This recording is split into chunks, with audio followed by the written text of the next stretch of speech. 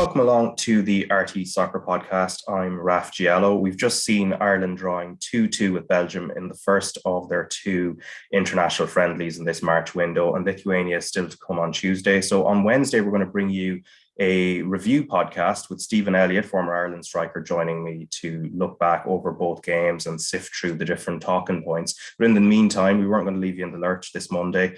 Lee Desmond, former St. Patrick's Athletic defender, has made the move to Sacramento Republic in the USL.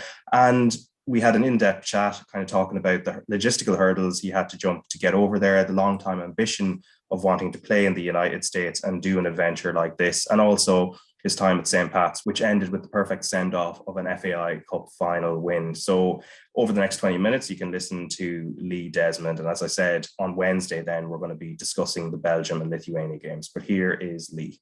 All right, Lee Desmond, thanks a million for taking the time. I suppose the tenor of today's chat is you moved to California to play for Sacramento Republic. So I suppose the obvious question is, how did the move come about and when was the whole thing confirmed? Yeah, thanks for having me. It's actually an interesting story how the move came about. So, I've been sort of threatening to come over the last couple of years, and to be honest, I'm glad I didn't. I had opportunities last year, but I'm glad I didn't, because obviously we had such a good year at Pats and won the cup, which was such a big goal of mine. So I'm glad I didn't. But, this year I said, right, we've won the cup. Well, to be honest, if we lost the final, I was already gone. That's the truth. I knew I needed a change from the league. I was in the league 8 years, and it was getting a little bit repetitive for me. And I just wanted a change. Especially with COVID, I was sort of saying, geez, your career's so short here. Like, for 4 months, we were out of work, and I was saying, am I even a footballer anymore? You sort of have them thoughts like everybody else. What do I do now? So I said, right, this is the time to go. I'm 27. What's the worst that can happen? But how it came about was I was trying to put my name out there. They don't know a lot about the League of Ireland back home. I knew once I got in, I'd do well, but you need contacts, unfortunately. And I made like a highlights video, and Morgan Langley. So I think a lot of League of Ireland fans would remember him. He played with Pats in 2015. He texted me when we beat Dundalk in the Cup semi-final and just congratulating me. And I said, cheers, Morgs. Any chance of getting me over to the States? And he said, yeah, I've definitely got some contacts. He put me in touch with an agency who I looked into, and they're a top agency. I started talking to them. They said, won't be a problem. We'll get you a couple of offers. And within a few days, I had 3 or 4 offers, and I decided to go with Sacramento. So I owe Morgan a bottle of wine or a pint or something the next time he's in Ireland, because without him, it probably wouldn't have happened.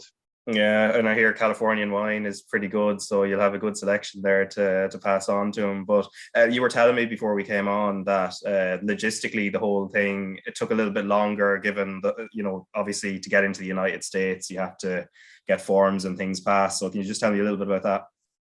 To be honest, it was a nightmare. I mean, I signed my contract before Christmas.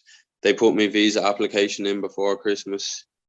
It only got approved towards the end of February. They started pre-season the 1st of February. So I done a couple of weeks with Pats. But, you want to be over here, like, new club, getting a proper pre-season into you. So it got approved anyway. And then you have to go for your appointment in the embassy. But the Dublin embassy had like a 2 or 3 week wait. And it was just too long. So they looked around Europe for different US embassies that I could go to and get my visa. And we found Warsaw. Dan Casey had to go Warsaw last year. He had a similar situation. So I went to Warsaw for 2 days, had my appointment over there, and got my visa and flew from Warsaw to Sacramento. Yeah, and also, as you mentioned, Dan Casey, he'd moved the year before, and he'd had a kind of full season of playing there. Did you kind of get in touch with him before going over, or would you have known each other quite well? I didn't know him. I would have played against him when he was at Bowes in Cork, but I did. I got in touch with him and just, asked a few questions what he thought of it, and he couldn't speak any higher. So yeah, that sort of made me mind up. especially it helps when you've got an Irish person here. But like we've got English, we've got Scottish, but to be honest, everybody's so nice. They've made such a big move a lot easier. So I'm fairly settled now. Don't get me wrong, I still miss home, miss my family and friends, but I think it's been made easier by how nice everybody is. So yeah, happy enough so far. Yeah, it's not the biggest city. Well, it's like the sixth biggest city in California, kind of 500,000 population. The club mentioned in the last few days, anyway, you've taken time to kind of get to know the area. Like, what have you made of, I suppose, the city itself?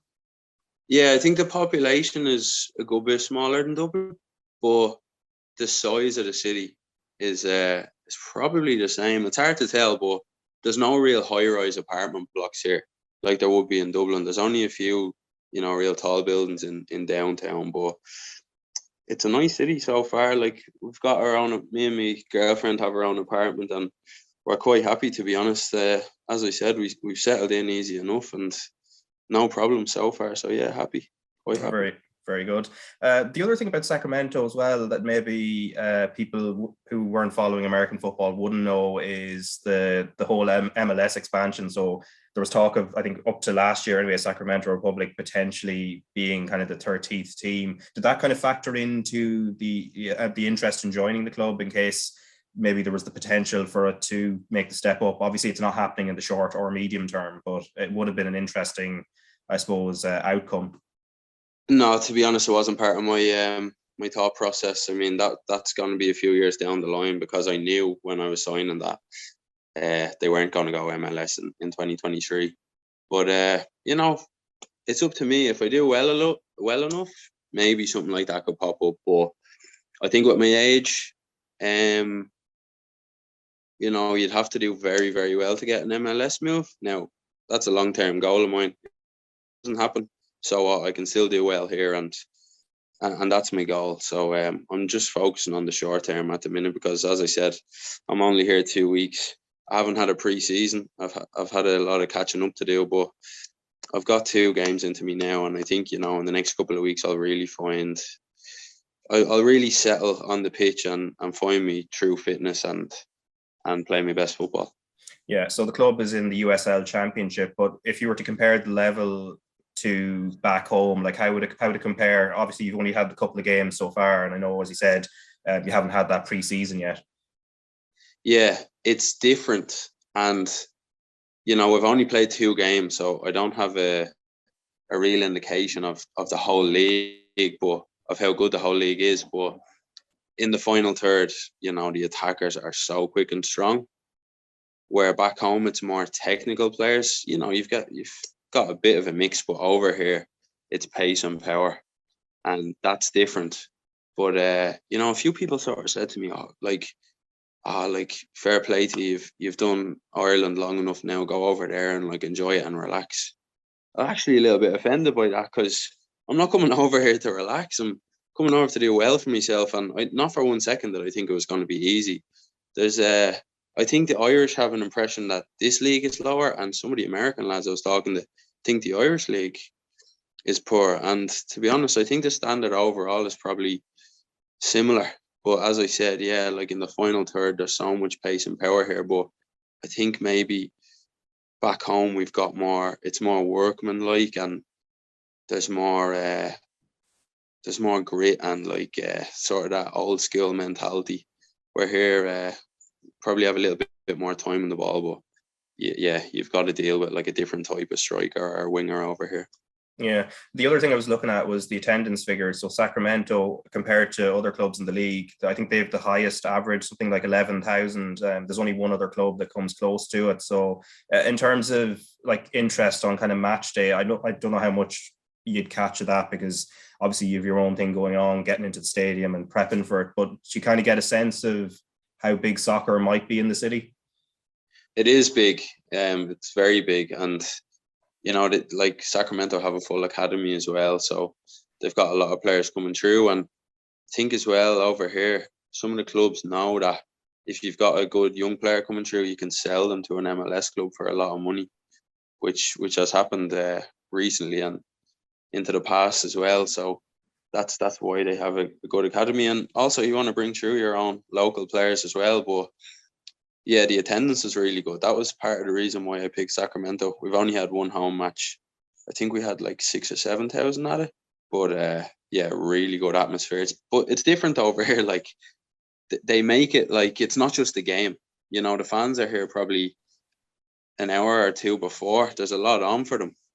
You know, there's events on like behind the stands, and then like this halftime show, and there's fireworks going off, and national anthem is played, and you can drink at the ground as well. So that gets a lot of people in. And then we were away in San Diego last week, and yeah, that seemed like a good setup too. A lot of fans, big atmosphere, loads to do. So you're not just there for the match; you're there for sort of a whole day out, really. Yeah, I caught a bit of the the highlights of your debut game, so against El Paso Locomotive. So you won 3-1, but it was just kind of funny just watching how the Irish players basically took over the early part of the match in terms of dominating the headlines. So Dan Casey giving away the penalty, and then Richie Ryan taking it and missing it. And of course, Richie Ryan known to the league and everything else. Like obviously, just in terms of that game and just what it felt like to be on the pitch those first few minutes. What was it like, especially, I suppose, with your compatriots' involvement that early in the match? Yeah, I've only sort of got introduced to Richie once before, but I was only 20 or 21, so I didn't really talk to him. But that was my first time playing against him, and he's got a really good name here in America, and I'm sure he'll have a good career if he decides to do coaching when he retires. But yeah, going into the match, I wouldn't say I was nervous, but I didn't know how long I was going to last because, as I said, I didn't have a pre-season. The last game I had played was the Cup final in November in the Aviva, so it was a really long off season for me. But yeah, I was all right. You know, I'm still not where I want to be fitness wise, but I was just happy to get through the 90 and that we won. And to be fair, we didn't actually play well as a team. Thought El Paso dominated the game for large parts, but we went in 1-1 at half time and then scored two counter attacking goals in the second half. Yeah, and this is a period. So you're going away again, and you were at Newcastle when you were younger for a couple of years. Did the fact that you did have that experience at Newcastle in the academy there, does that help? Is that kind of helpful now? I know obviously you're older now, and I suppose more experienced in life and on the pitch as well. But is that kind of helpful having those past experiences? To be honest, like I'm 27 now, and I think only in the last year or two am I really coming to terms with like the whole Newcastle thing. And I've been on podcasts and interviews before, and I said, "Oh yeah, great experience, loved it, and all this." No, I didn't. I actually didn't. I struggled the whole time. There was good moments, like getting the train with the first team, things like that. But majority of my time, I was homesick and trying to come home for weekends every chance I could get. But time has passed, and I tried to stress that to my family as well. Like, it's going to be different. I'm the one pushing this. I'm trying to go. I want to try it again. I mean, there's no coming home for weekends over here. There's no mid-season break, so I'll be here till November. But I'm prepared. I know I'm going to have bad times. I know I'm going to miss home, but I'm more equipped to deal with it. I wouldn't even say because of the Newcastle experience, just as you said, I'm older and more experienced. Yeah, and I mean, we're talking over Zoom kind of here, but I mean, there's Skypes and other messaging tools and things as well. I guess compared to, say, when you were over at Newcastle, that added technology probably in terms of like you can actually see your family and stuff, even if there are whatever the thousands and thousands of miles in between you, that probably does help as well. Yeah, we're so lucky that we have technology that I can keep in touch with everybody. Without that, it would be a lot harder. I mean, like, it doesn't matter if you're 2 hours down the road and, like, 60, 70 years ago, you couldn't even make a phone call to your family. If you're 2 hours down the road, you may as well be in Australia. So I'm so lucky that I have Zoom and WhatsApp and Instagram like that I can keep in touch with everybody. So yeah, delighted with that. Yeah, good stuff. Now, you mentioned the FAI Cup finals. That's all the way back in November now, and a memorable day for St. Pat's, kind of winning on penalty. So I might just remind you slightly of it. You don't need much reminding, obviously, because you were there on the pitch, but you were speaking to Tony O'Donoghue on the day. So yeah. I'll just play your post-match interview just as a kind of lead into it. Yeah, go ahead. Lee Desmond of St. Patrick's Athletic is the extra.ie man of the match. Congratulations, Lee. The most dramatic way to win it, as usual. Yeah, I thought when Chris scored we were going to hang on, but they're good at set pieces. They always have been. Rory got across me for the goal, and I was saying, "Oh, please, don't let me be the reason why they win the game." But we knew Veets would save at least one, and absolutely delighted. Yeah. Your defence, your goalkeeper, you're so important as that game developed. Yeah, both keepers were excellent, to be fair. But that's him all season. I thought he should have gotten Team of the Year, but Talbot showed tonight why he's in it, so fair play to both the keepers. Chris Forrester's goal was outstanding, and then for him to miss that penalty, did you think it was gone? No, like, you can't get on to anyone for missing a penalty. Fair play to the lads that stepped up, so he was excellent again tonight, as he has been all season, so yeah, just delighted for Robbie as well to get the winner. Yeah, because he looked like he was injured, and I didn't even know if he'd be fit enough to take it. Yeah, and he got the knock in the head in the first half as well, so just shows the type of characters we have in the squad. I'm just absolutely delighted.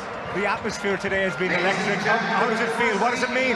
Yeah, I didn't really enjoy the last week, to be honest. Obviously, it was a new experience for myself, and just dealing with the pressure, but you have to put that aside, and once you get your warm-up in and get your first few touches on the ball, it's just a normal game. Well, congratulations. Well done. Cheers, thank you. Cheers. Right, Lee, so I can see you're smiling there. It's obviously great memories, but the one thing that actually hits me, other than what you're talking about, is just the noise. Just that atmosphere. Like, it seemed crazy. Like, I wasn't there on the day. Like, I was kind of working on it from home. But what memories does that kind of clip bring back? Oh, the best 2 days of my life, Raf. Honestly, best 2 days of my life. Yeah, I didn't really enjoyed it. Like I said in the interview, I didn't really enjoy the few days before. I just wanted the game to come, you know. There was so much build up for it, because obviously I think we won the semi-finals about a month before, and even in training, like, we weren't really preparing for the league games on a Friday. We were preparing for Bows, and it was 3 weeks out, and it was just a big long build up, and yeah, I didn't enjoy that. I just wanted to focus on the league games, and then the week of the match, focus on the cup final. But it worked. So once it worked, it doesn't matter really. It came down to penalties. It could have went either way. You know, it was very lucky, tight game overall. You could have said any team could have won it during the 120 minutes. But honestly, the best 2 days of my life, because you want to win it so long and have your doubts if it's ever going to happen. I know I said before that I signed for Pats the day after they won the cup final in 2014, and it was such a long-term goal of mine, and we're so lucky we got 40,000 as well, like, you know, because with COVID and stuff like that, could have easily had an empty stadium. We got so lucky, and then to get man the match was an added bonus. But that would be nice to look back on. But I'm just so happy we won it and got to share it with unbelievable group of lads, with my family and friends all there. So yeah, it was a dream come true, really. Yeah, as you said, an unbelievable group of lads, some of whom have sort of moved on after Stephen O'Donnell moved up to Dundalk, and others moving on elsewhere, and obviously new rivals and everything else. But that dressing room, in terms of the quality, because you finished second, obviously you go on and win the cup, and you know, there's a lot of mental strength there. Like, just how special is that group of lads? And like, do you miss them, and or do you kind of keep in touch just as a group? Yeah, try keep in touch. Obviously, a lot of lads are still there, and I think that was a big thing for Tim coming in, to try keep a lot of lads, because there was such a good feel around the place. But to be honest, like, Stephen created that.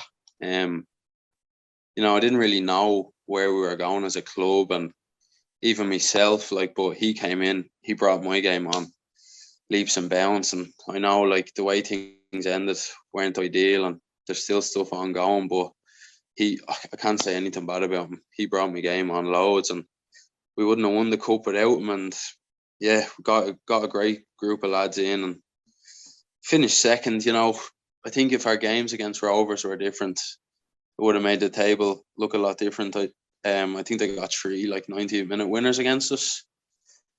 But no, just to win that cup, unbelievable feeling, and it was just a perfect send off. I said, right, I can go to America now. I think I'll be back in Ireland. I do, but I've got the cup ticked off, and delighted, and great way to finish off my first spell at Pats. Anyway, we'll see in a few years what happens. Yeah, there's a couple of young players there as well that I think are exciting people. So you'll have seen them up close. So, James Abankwah, who seems to be a bit of a Rolls Royce of a defender, going off to Udinese now, which is going to be an adventure for him as well. And then Darragh Burns, who I think just got called up to the 21s very recently for the current squad, for the current qualifiers. Just on both of them, because I guess you got to see them in training, so you know exactly what they're capable of. And in terms of their potential and how far they can go, like, what do you make of both of them? Yeah, well, the main thing for me, especially with young lads, is their attitude, and them along with the other young boys at Pats, Josh Keeley, Keane Corbley, them boys, their attitude's the main thing. They come to training every day, they give their all, they want to get better, and if you have that, you're gonna go far. Over time, you're gonna improve, and absolutely delighted for James getting such a big move. And I seen Darragh got his first Republic of Ireland caps, which I know he was waiting for a long time as well. So delighted for the two lads, and it's only upwards for them. Yeah, and one final point before I let you go. So just back in 2020, just when Stephen Kenny took over the Ireland team, I know you were among 3 Pats players who were brought in just for those for that first training session and first camp with him. Obviously, we've seen how things have improved, and I suppose for anyone listening in at the time of speaking, it's the eve of the Belgium game. But over the end of the World Cup qualifiers, results improved markedly. The style of play, I think, the belief within the squad. You saw it at the very beginning, maybe when things hadn't really caught fire in that sense. When you watch Ireland now, and you compare it to maybe those sessions, are there things and ideas you saw Stephen Kenny trying to implement at the very beginning that are very obvious when you're watching them now? Well, it's hard for me to say about that, because it was his first ever day as well. The day that me, Shane Griffin and Conor Kearns were in, it was Stephen's first day with the team, but knew it was a rebuild. We didn't have a lot of young players in the squad. It was going to take time to get the new ones coming through experience. So, I don't think whoever came in was just going to start getting us winning games straight away. But it's taken a bit of time. He had a plan, and it's starting to look good now. So I'm delighted he's got a new contract as well. I think the future is bright. Yeah, and we'll see how that goes. But and also, I suppose, your adventure in America as well. Hopefully, it goes as well as hope. So obviously, Sacramento Republic. Lee Desmond, thanks a million for taking the time, and hopefully we'll chat again maybe towards the end of the season.